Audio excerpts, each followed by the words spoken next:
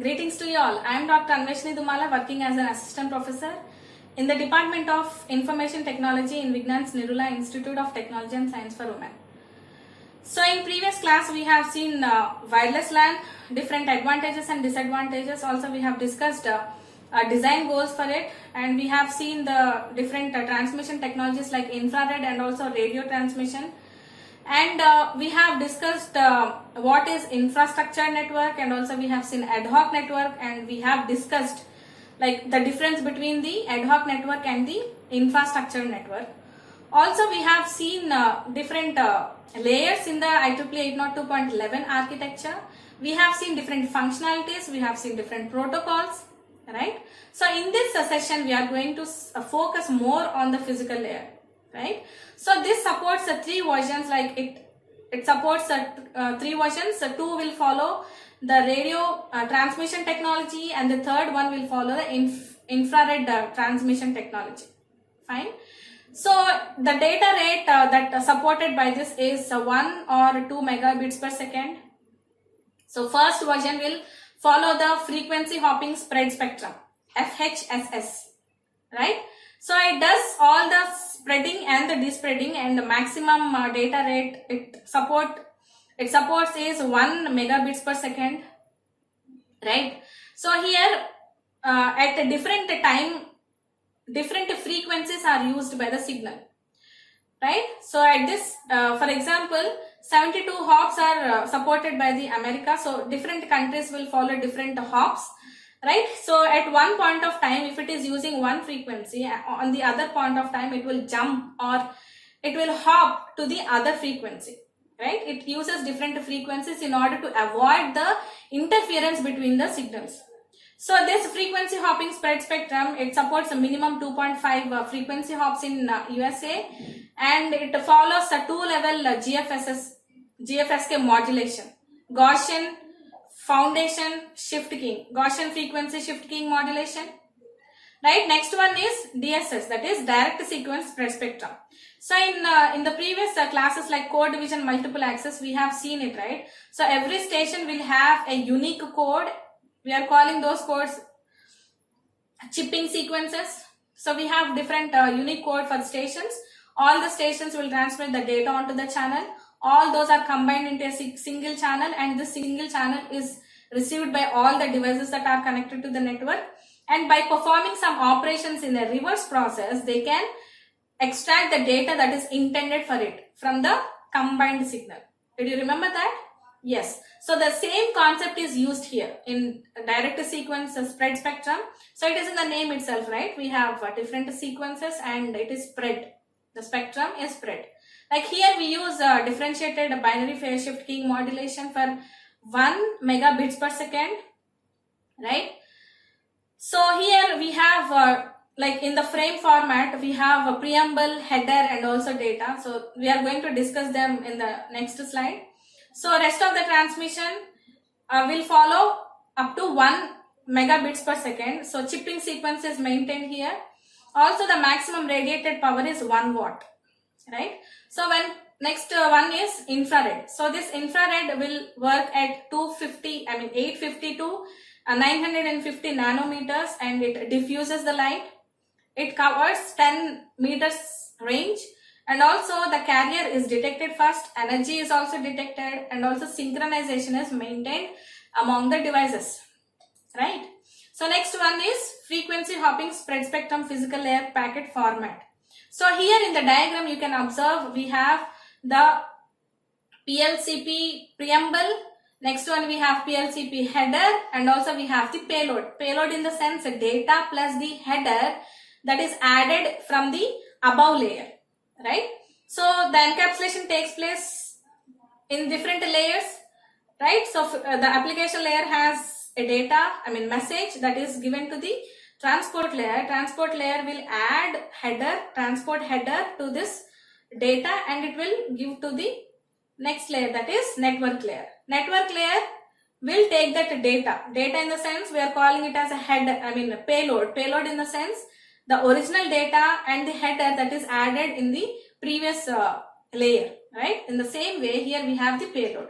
So now let's see different fields in here.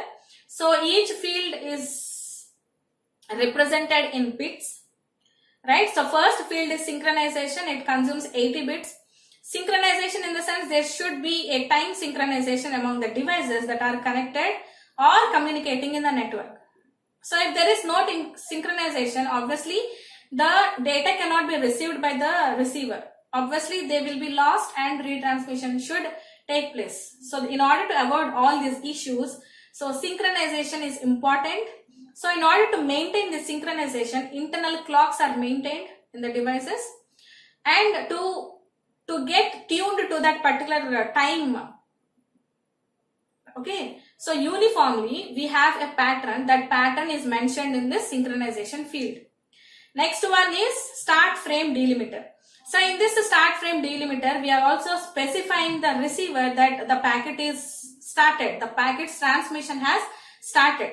So by seeing this pattern, the receiver will understand, okay, packet is being transmitted, so I should be alert and I should grab that data. Okay, so next one, it is consuming 16 bits, right? So next one is PLW, that is PLCP signaling field.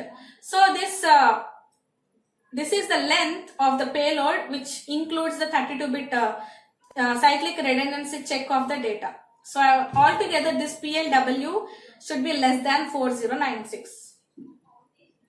Okay, bits. Next one, next field is PSF. So PSF in the sense PLCP, that is physical layer convergence protocol signaling field. So it is a data of payload. So it is of 1 or 2 megabits per second. So it is of 4 bits, right? So if it is specifying all the 4 zeros in the field, it means that it is a lower data rate. If all ones are set, then it is a higher data rate. So by specifying these 4 fields, we can give the details like what is the data rate that we are that is required, right? So next one is HEC, that is header error check. So here we are going to send the details regarding the cyclic redundancy check. So all the polynomial things are sent in this header error check in order to validate or to check if the data is corrected or are there any errors in the data. So next one is payload. It is variable length. So depending upon the requirement of the data, the size of this payload will depend, right? So next one, we are going to see DSS physical layer packet format. So this is a direct sequence spread spectrum physical layer packet format. Here also we have different fields, right? We have the preamble, we have the header, and also we have the payload. So initially we have this synchronization which is consuming 128 bits. So this synchronization is to maintain the time synchronization among the devices as we discussed earlier. So it also detects the energy of the device. So next one is SFD, that is start frame delimiter. So in order to mention the start of the frame, we are giving some pattern. So that is mentioned here. It consumes 16 bits. Next one is a signal. Signal in the sense it is data rate of the payload. Okay, so here we may specify like 0A, that means 1 megabits per second is transmitted. If you send it 1/4, which means like 2 bits of 2 megabits per second, 2 megabits per, 2 megabits data is sent per second, right? Next one is service length. So this service length is mentioned, it is reserved for the future use, and also length of the payload is specified here. Next one is HEC, that is header error check, as we discussed earlier, to protect against the corruption of the data or to protect against the transmission errors and all. We are checking and we are putting this code into this field, like, right? Cyclic redundancy check. Next one, we have the payload, which is of variable length. So next one, we are going to see like 802.11 MAC services. So here it provides traffic services, and also it is responsible for the access methods, right? So initially the traffic services, in the sense it will provide asynchronous data services and also time bounded services. So asynchronous data services in the sense the data is exchanged among the devices, and since it is an asynchronous, there is no synchronization between the devices. So whenever we are transmitting the data, we are not giving the guarantee that this data is going to reach the destination. So they are called best effort services, right? So these services support specifically broadcast and the multicast communications, right, in which multiple devices are involved, right? Next one is time bounded service. So this is implemented by using the point coordination function. So we are going to see this point coordination function in detail in the next coming slides.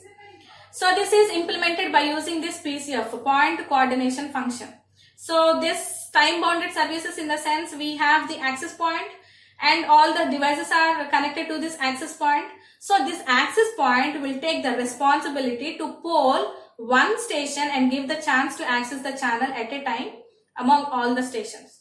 See, anyway, all the stations will contend to access the channel, but only one station should be given the chance to access the channel so that interference can be minimized or the collisions can be avoided.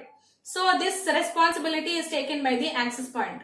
Okay, access point is the one who will poll one station at a time and gives chance for all stations in a round robin way or some in random schemes. Okay, so next one is access methods.